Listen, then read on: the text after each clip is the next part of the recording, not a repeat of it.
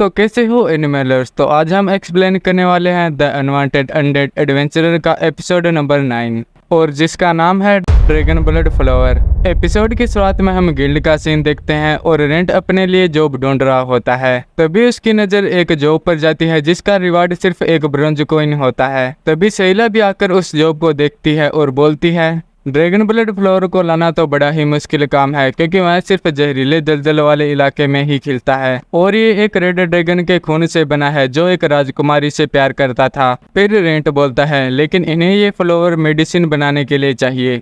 उसके बाद सैला बताती है कि ये जॉब अनाथालय के बच्चों की तरफ से आई है और फिर रेंट इस जॉब को एक्सेप्ट कर लेता है। फिर अगले सीन में हम देखते हैं कि रेंट अनाथालय पहुंच गया है। तभी अंदर से एलाइजी नाम की एक लड़की आती है और बोलती है बाद में आना, मिस्टर लिलियन अभी यहाँ नहीं है। फिर रेंट उसे अपना इंट्रोडक्शन देता है और एलाइजी उसे अंदर बुला लेती है और अंदर 7 बच्चे और होते हैं जो एक एडवेंचरर को देखकर काफी खुश होते हैं और फिर वे बच्चे रेंट से तरह तरह के सवाल पूछने लगते हैं। फिर एलाइज उन बच्चों को डांटती है और कहती है तुम्हें किसी भी अजीब दिखने वाले आदमी से बात नहीं करनी चाहिए और फिर रेंट से बोलती है सॉरी मैंने ये तुम्हारे लिए नहीं कहा। फिर रेंट बोलता है चलो अब काम की बात करते हैं। क्या तुम जानती हो रेड ड्रैगन ब्लड फ्लावर को लाना आसान काम नहीं है। फिर एलाइज बोलती है हाँ जानती हूँ लेकिन हमारे पास उसे खरीदने के लिए पैसे नहीं है, लेकिन हमें उस फ्लावर की बहुत ही ज्यादा जरूरत है। उसके बाद एलाइज रेंट को मिस्टर लिलियन से मिलाती है जो कि बहुत ही ज्यादा बीमार है। फिर लिलियन बताती है कि वह ईस्ट स्काई चर्च की प्रिस्टेस है और फिर मिस्टर लिलियन एलाइज को बेसमेंट साफ करवाने के लिए बोलती है जिसमें थोड़े बहुत मॉन्स्टर आ गए थे क्योंकि लिलियन को लगता है कि एलाइज ने रेंट को बेसमेंट की सफाई करने के लिए बुलाया है। उसके बाद एलाइज रेंट को बताती है कि मिस्टर लिलियन को एक बहुत ही खतरनाक बीमारी है और इस बीमारी का नाम मेलाक्यूमुला है। अगर इसका जल्दी ही इलाज नहीं किया गया तो मिस्टर लिलियन मर सकती है। फिर एलाइज बताती है कि मिस्टर लिलियन भी एक डिवाइनिटी यूजर है लेकिन कई बार डिवाइनिटी के पावर से शरीर में रिएक्शन होने लगती है और एविल एनर्जी इकट्ठा होने लगती है। अब उन्हें बचाने के लिए हमारे पास सिर्फ 2 रास्ते हैं।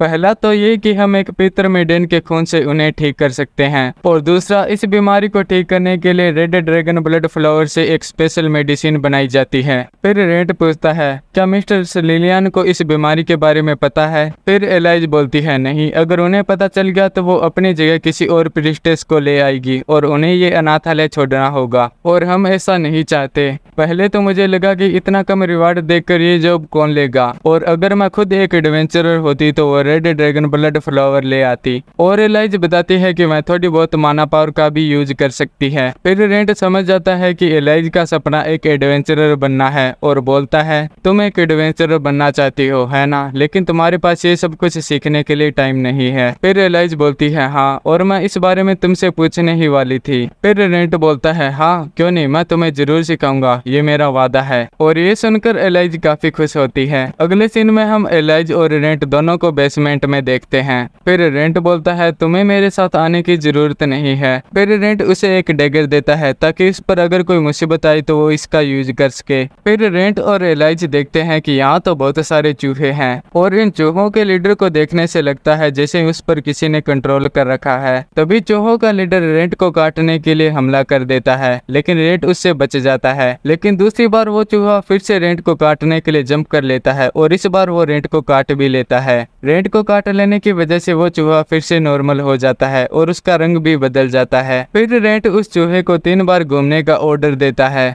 और अब वो चूहा भी रेंट की बात मानने लगा था, शायद रेंट को काट लेने की वजह से। अगले सीन में हम देखते हैं कि रेंट उस चूहे को अपने साथ घर ले आया है और लोरेन से कहता है कि ये मेरा साथी है। फिर लोरेन बताती है कि वैम्पायर के पास किसी को भी कंट्रोल करने की ताकत होती है और इसलिए ये चूहा तुम्हारी बात मान रहा है। और फिर पूछती है क्या मैं इस पर रिसर्च कर सकती हूँ, मैं देखना चाहती हूँ कि तुम्हारे खून से दूसरे जीवों पर क्या फर्क पड़ता है। फिर उसके बाद लोरेन पूछती है तो तुमने इसका नाम क्या सोचा है। फिर रेंट बोलता है इसका नाम ब्लेकी कैसा रहेगा और ऐसा नाम सुनकर लोरेन बोलती है तुम तो रहने दो, मैं ही इसका नाम रख देती हूँ। इसका नाम है एडल जिसका मतलब एंशिएंट लैंग्वेज में महान व्यक्ति होता है। उसके बाद हम सुबह से थोड़ी देर पहले का सीन देखते हैं और रेंट जाग रहा होता है और रेंट बताता है कि जब से वह एक अनडेड बना है उसे नींद नहीं आती और ये टाइम उसके लिए सबसे ज्यादा बोरिंग होता है क्योंकि वो रात के टाइम कहीं नहीं आ जा सकता।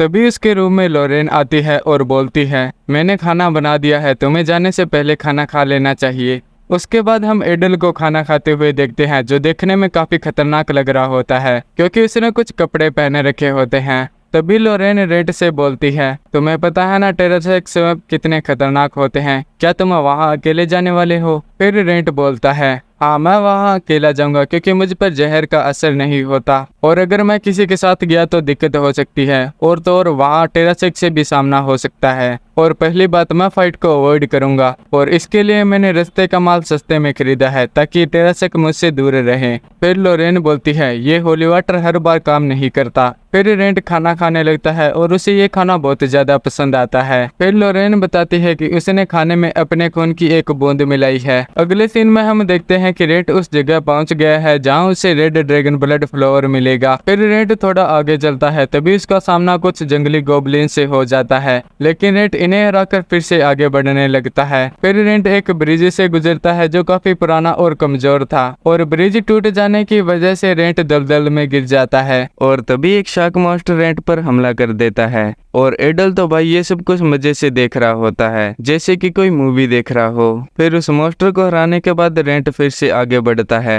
फिर सीन शिफ्ट होता है और हम सेला और लोरेन को देखते हैं। फिर सेला बताती है कि टोट्सू विलेज में जो कुछ भी हुआ उसके बारे में गिल्ड को पता चल गया है। वहाँ के लोग उस एडवेंचरर से काफी खुश थे जिसने उनकी मदद की थी, लेकिन उन्होंने इस एडवेंचरर का नाम बताने से मना कर दिया। फिर लोरेन बताती है कि इस कहानी का हीरो हमारा रेंट ही था। उसके बाद सेला लोरेन से पूछती है, क्या कभी रेंट ने तुम्हें बताया कि वह मिथ्रिल क्लास का एडवेंचरर क्यों बनना चाहता है? फिर लोरेन बोलती है, नहीं, मैंने इस बारे में उससे कभी नहीं पूछा और ना ही उसने इस बारे में मुझसे कभी बात की। फिर सेला बोलती है, क्या तुम्हें रेंट की कोई चिंता नहीं है? हो सकता है कि उसका सामना एक टेरासेक्स से हो जाए। फिर लोरेन बोलती है, गिल्ड एडवेंचर की स्ट्रेंथ के अकॉर्डिंग ही उसे जॉब देती है, और वैसे भी रही रेंट की बात, अगर उसका सामना टेरासेक्स से हुआ तो वह कोई ना कोई रास्ता जरूर निकाल लेगा। फिर सीन शिफ्ट होता है और हम रेंट को भागते हुए देखते हैं क्योंकि उसके पीछे एक टेरासेक्स लगा हुआ था, और फिर भागते भागते रेंट के सामने एक डेड एंड आ जाता है।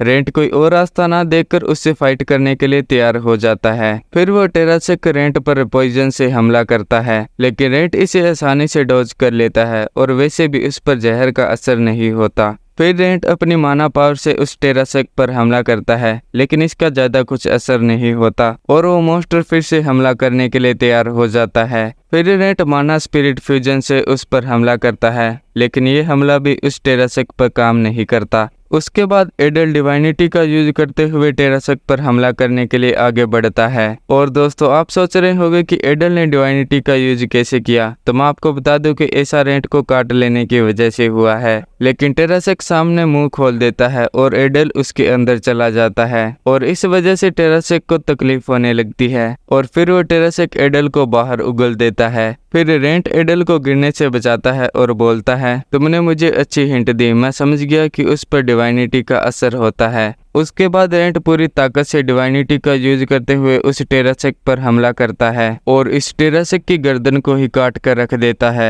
अब रेंट को पता चल गया था कि एक टेरासेक्स की वीकनेस डिवाइनिटी होती है, और ऐसा सिर्फ एडल की मदद से ही हो पाया, इसलिए वह उसे थैंक्स बोलता है। उसके बाद रेंट इस टेरासेक्स को मैजिक बैग में डाल लेता है। फिर थोड़ा आगे चलने के बाद रेंट को वो जगह मिल जाती है जहाँ बहुत सारे रेड ड्रैगन ब्लड फ्लावर होते हैं, और वो देखता है कि इन फ्लावर्स की वजह से यहाँ का एरिया भी साफ है। फिर रेंट सोचता है, अब मैं यहाँ आ ही गया हूँ तो क्यों ना एक ही जगह कई सारे फ्लावर ले जाऊं। रेंट फ्लावर तोड़ ही रहा था कि तभी उसे एक आदमी आता हुआ दिखाई देता है, जो बोलता है, किसी इंसान का यहाँ होना बड़ी ही हैरानी की बात है। और यहीं पर हमारा ये एपिसोड खत्म हो जाता है। तो वीडियो को लाइक और कमेंट करना मत भूलना, और अगर आप चैनल पर नए हो तो चैनल को सब्सक्राइब भी कर लेना। तो आज के लिए बस इतना ही, मिलते हैं नेक्स्ट एपिसोड में।